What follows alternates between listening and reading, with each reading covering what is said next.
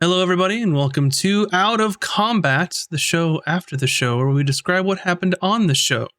I'm here with Bunny Dreadful, who plays Emmy, and Nina Nikolic, who plays Cooter. And I'm Max, and I play everyone who's not a player character. Everyone else. Yeah, I play everyone else. We just had a pretty interesting episode 56 of our campaign to discuss. Pretty interesting. Mm-hmm. Many things unraveled. Yeah. Like, as in Hayden's whole double life.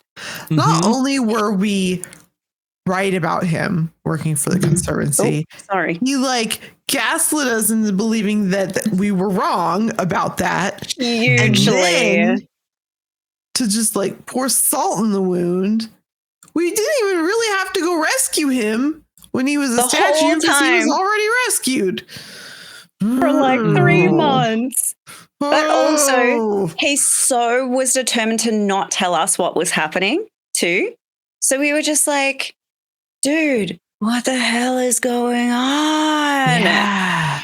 Like you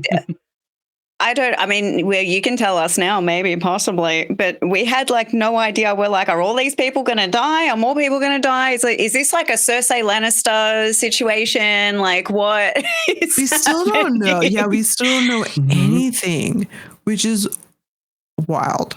But okay, well, all I know is Emmy is not happy with Hayden. She is not going to forgive him easily. He better, I don't know what you give to a girl like Emmy to apologize, because I don't think she cares about flowers, but he better figure something out, because she is, I don't know, is Cooter pissed off at Hayden for lying for so long? I mean, like, yes, but also she was in the same situation as Hayden, where like this whole time she like didn't want to be a pirate anyway. She didn't want to even join the crew in the first place, but she had no other place to go. She was in prison with these people. Right, but you didn't lie about who you were. No. Cooter never lied about. Well, the thing is, like, I think Cooter's impression of it goes further than just her relationship with Hayden specifically. It's like everything hurts her greatly anyway, and she doesn't like, she would hate that Emmy is so hurt by it, but also she doesn't want more people to be hurt than need to be. So it's kind of like, hey, you lied to me and this is messing me up, but also I can finally find my family. And also Hayden's on that same journey. So to her, it's kind of like, yeah, there's trust issues, but they still have like a huge bond that they haven't even discussed. So yeah, I hadn't thought of that. That's interesting. Cooter was pretty quick to be like, yeah, I'll work with you if you'll help me. She's like, I don't even want to do this pirate stuff.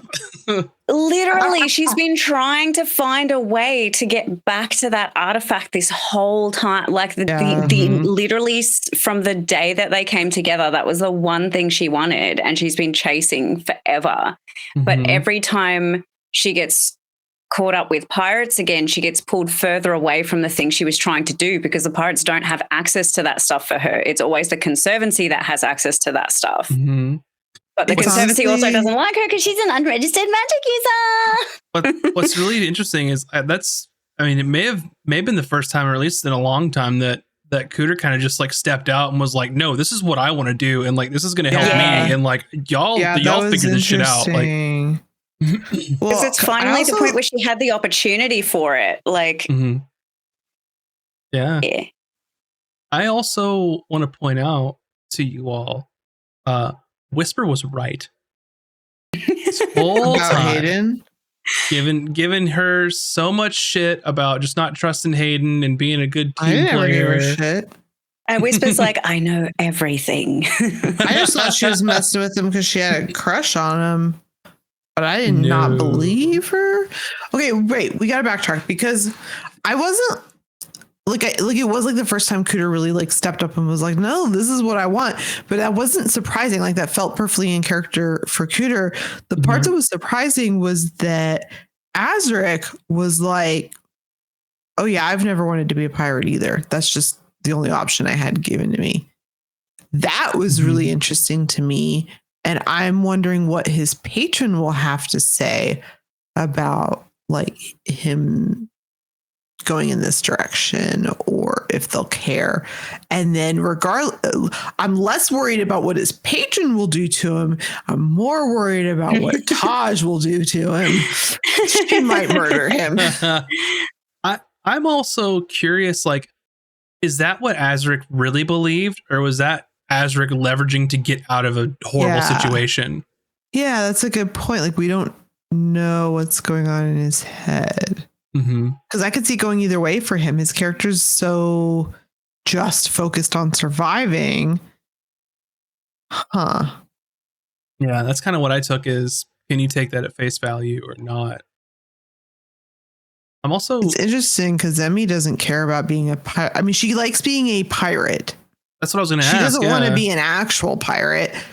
You know what I mean? She likes a pirate fantasy. She wants to be like a pretend pirate that's finding buried treasure and like solving mysteries and like she likes playing songs. Yeah. And like it's become clear to her that she wants to just be like a mercenary ship that finds treasure sometimes, but she hasn't like been able to like. So I think she's fine with this decision. She's just mad that they've been lied to this whole time. Do you think that either of your characters felt a sense of relief for like a way out, despite the way that it came to them? Fuck yeah. Fuck yeah. Emmy is relieved. Yeah. Like, we don't have to work for Blackbeak anymore. That's a huge relief to Emmy because she did not like that at all. She was scared of Blackbeak. But she also thinks this is going to break up the band. I think it was funny for Kudo because she finally started finding some level of enjoyment in fucking around as a pirate, which like it took so long to like learn like what, because she enjoys everything life has to offer. It just took her a while to find the barometer for what that is in this environment. And she was finally enjoying, because she's like, if I can't get to what I want to do, fuck it, I'm just going to enjoy this then. Like, let's just make the most of it. Fuck around and find out, like, kind of thing. That's why she kind of ended up being a little bit of a wild card sometimes when, like, it's like, we don't really have a plan. I'm just going to force one. I love it. I love it so much. And it worked. Yeah. I'm a little surprised at how that resolved, to be honest. Yeah, me too. Yeah, I was not expecting that. I fully expected a fight.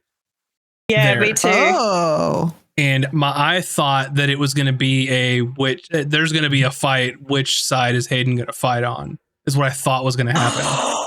That would have been so funny. He probably tried to kill everyone except her and then try to like talk his way out of it. If Tosh had been here, that's what would have happened, I think. Maybe so. I mean, who knows? But I mean, he took it the early initiative of just, if the initiative order had been different. He rolled a 21 persuasion too.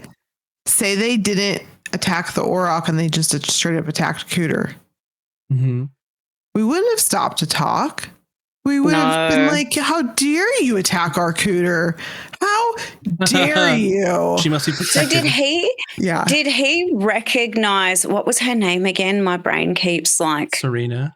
Yeah, he would have recognized her, but is that why he stopped things, or because he already knew she was behind it and that's why he stopped everything?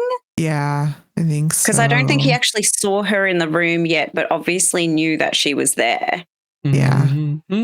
Interesting. Observation. If his initiative had been last and you got attacked and Azric was next, that might have been enough to be too far for it to be stopped. If I didn't hold my attack. That's true. You could have just acid splashed their faces and then we'd be living in a different world. Yeah, for sure. Snap. That's wild. That's one of the craziest things about D&D is that like your decisions really can have crazy weird consequences based on how the story is going. Who do you think that she cast sending more than once? Who do you think she was talking to? I think is that bitch that works for the conservatory that we all hate. Mm-hmm. That one bitch. Or and it was all her Hayden and friends. you were sending him secret messages on the side. Or both. She did send 2. Everybody. Oh, we need to grill him. We need to circle it. Weren't we gonna zone of truth him and then we didn't do it for some reason? Mm-hmm. Why did we not do it? I that's what I was saying. Didn't we not have a way to do that, or were we going to get Core to do Tosh it? had a way to do it, and we just didn't do it. I feel like maybe I wasn't there. I don't know. I don't know. remember. Wait, he got let off easy when you all were hanging out on the He was like, "No, just trust me. I'm Hayden," and we were like, "Okay, Joe Biden." Like, come on, you're such a good actor. Why? Seriously, the skills. Because after the whole stone thing, when you were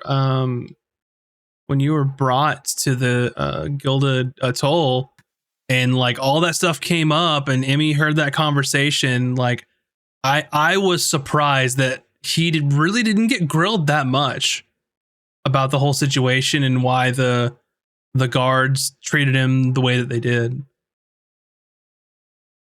It's because you trusted your companion. Wow, we done fucked up. Wow, we are so naive. We're a bunch of dum-dums. So naive. I will say though, we must have been tired that night or something. I've been waiting for this to kind of come to a head, because that level of like background secret stuff is so much to like juggle and deal with and stuff. What I was going to ask you is, has this been like difficult to like play into, but also not like out him? Like, oh yeah, that's crazy. Mm-hmm.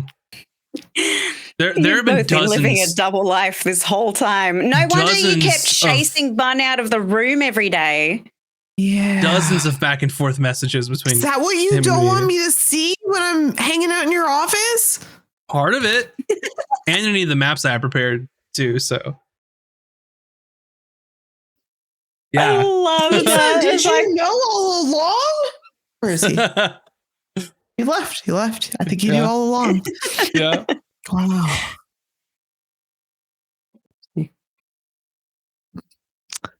Yeah. I just can't. I'm like in shock still, to be honest. Yeah. Damn indeed. So I want to know, if you're watching or listening, let us know in chat, in the comments, or in Discord. Did you know all along? Did you think Hayden was working for? Did chat know? I mean, I don't think so. Like there was a scene that he had the rest of us didn't have. Yeah. There was one, but that didn't. Ambiguous. Oh, I want to know what chat was on to him. I want to know. Mm-hmm. Yeah. I want to know what they thought too. Yeah, let us know what you thought. Did anyone suspect all along, or was everyone as surprised as the cast was? So, but anyway, yeah, wild episode. Thanks everybody for listening to Out of Combat, and I think both Bun and Nina are still in shock over what happened. Quite a big reveal after 56 episodes. Yeah. It's also hot. It's getting hot today. We're heading into summer, so it's just your brain just goes. It's getting cold here. It's exactly. But anyway, thanks for listening, and we'll see you next time. Bye. Well, bye.